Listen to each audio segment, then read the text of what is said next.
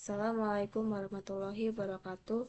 Perkenalkan, nama saya Munfiatun Nairah, NPM 221302514.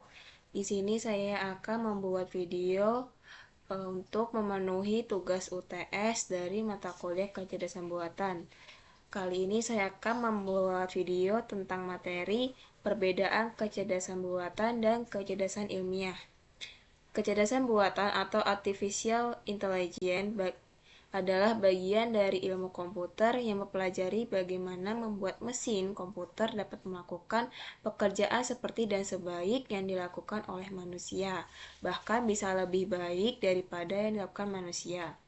Sedangkan kecerdasan alami adalah sifat pikiran yang mencakup sejumlah kemampuan seperti kemampuan menalar, merencanakan, memecahkan masalah, berpikir abstrak, memahami gagasan, menggunakan bahasa, dan belajar yang terbentuk secara alami atau biasa disebut bakat.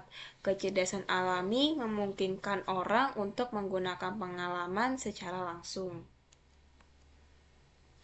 Nah, di sini saya akan menjelaskan tentang kelebihan kecerdasan buatan. Yang pertama, lebih bersifat permanen karena kecerdasan buatan bisa karena kecerdasan alami bisa berubah karena sifat manusia yang pelupa. Sedangkan kecerdasan buatan tidak berubah selama sistem komputer dan program tidak mengubahnya. Lalu yang kedua, lebih mudah diduplikasi dan disebarkan. Karena mentransfer pengetahuan manusia dari satu orang ke orang lain membutuhkan proses yang sangat lama, dan keahlian tidak akan pernah dapat diduplikasi dengan lengkap.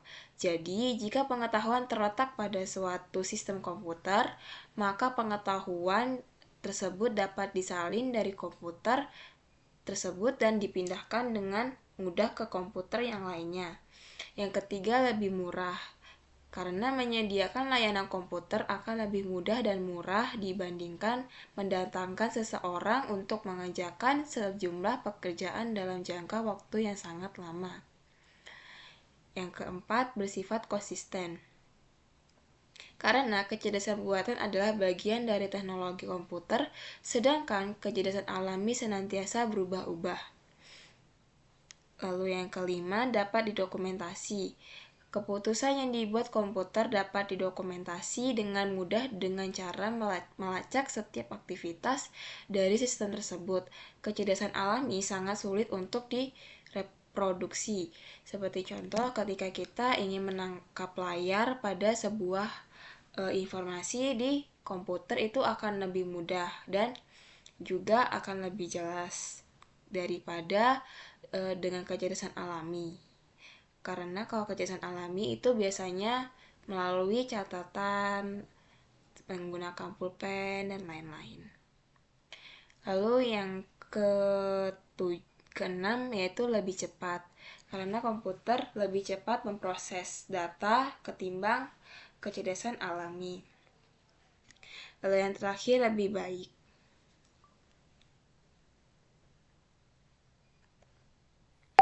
Yang selanjutnya saya akan menjelaskan tentang kelebihan kecerdasan alamiah. Yang pertama, lebih kreatif.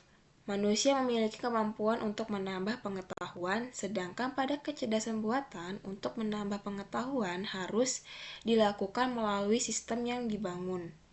Lalu yang kedua, memungkinkan orang untuk berpengalaman langsung. Sedangkan pada kecerdasan buatan harus bekerja dengan input-input simbolik dan juga hanya terbatas, tidak seluas kecerdasan alamiah. Yang terakhir, dapat digunakan secara luas karena pemikiran manusia itu dapat digunakan secara luas, sedangkan kecerdasan buatan singkat dan juga terbatas.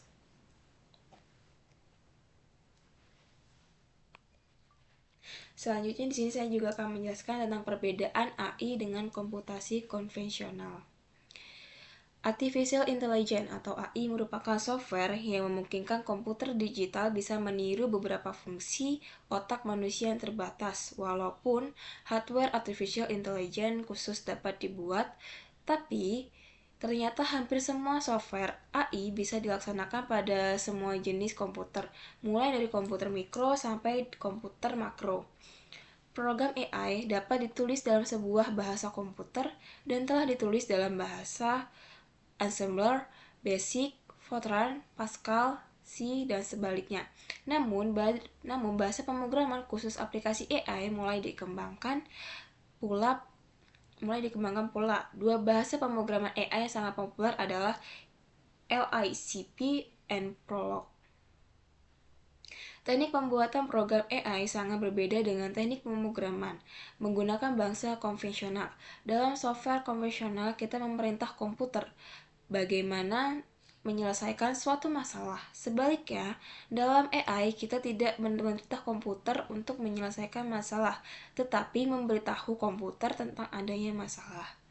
Dalam komputasi konvensional, kita memberikan data kepada komputer dan program yang telah kita susun terlebih dahulu dengan langkah demi langkah memspesifikasikan cara data digunakan sampai komputer bisa memberikan solusi.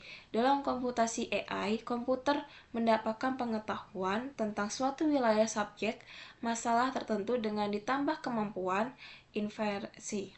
Kita tidak memerintahkan komputer untuk memecahkan masalah, tetapi sebaliknya, komputer dan softwarenya yang menentukan metode untuk mencapai suatu solusi. Program komputer konvensional didasarkan pada suatu algoritma yang disusun dengan jelas, rinci, serta langkah sampai pada hasil yang sudah ditentukan. Sebelumnya, program bisa berupa rumus matematika atau prosedur berurutan yang tersusun dengan jelas yang mengarah ke suatu solusi. Algoritma tersebut kemudian dipindahkan ke dalam program komputer. Daftar instruksi disusun berurutan untuk mengarahkan komputer agar bisa sampai pada hasil yang diinginkan. Selanjutnya, algoritma bisa digunakan untuk mengolah data, bilangan, huruf, dan kata lainnya. Sebaliknya, software AI tidak didasarkan pada algoritma, tetapi didasarkan pada representasi dan manipulasi simbol. Di dalam AI, sebuah simbol bisa berupa huruf, kata, atau bilangan yang digunakan untuk menggambarkan objek, proses, dan hubungannya. Sumber bisa merupakan cetakan atau elektronik. Objek bisa berupa orang, benda, ide, pikiran, peristiwa, atau pernyataan suatu fakta. Dengan menggunakan simbol komputer, bisa menciptakan suatu basis pengetahuan yang menyatakan fakta, pikiran, dan hubungannya satu sama lain. Berbagai proses digunakan untuk memanipulasi simbol agar mampu memecahkan masalah. Pengolahannya bersifat kuantitatif, bukan kualitatif seperti halnya komputasi yang didasarkan pada algoritma. Nah, mungkin di sini bisa juga dilihat tabel perbedaan AI dan komputasi konvensional. Pada AI, representasi dan manipulasi simbol, sedangkan pada komputasi konvensional menggunakan algoritma. Lalu pada AI memberitahu komputer tentang suatu masalah, lalu pada komputasi konvensional itu memerintah komputer untuk menyelesaikan masalah. Lalu pada AI, komputer diberi pengetahuan dan kemampuan inferensi, sedangkan pada komputasi konvensional memberi data kepada komputer dan juga program. Sekian dari saya. Saran pengajaran untuk mata kuliah kecerdasan buatan adalah lebih banyak dilakukan secara offline dikarenakan menurut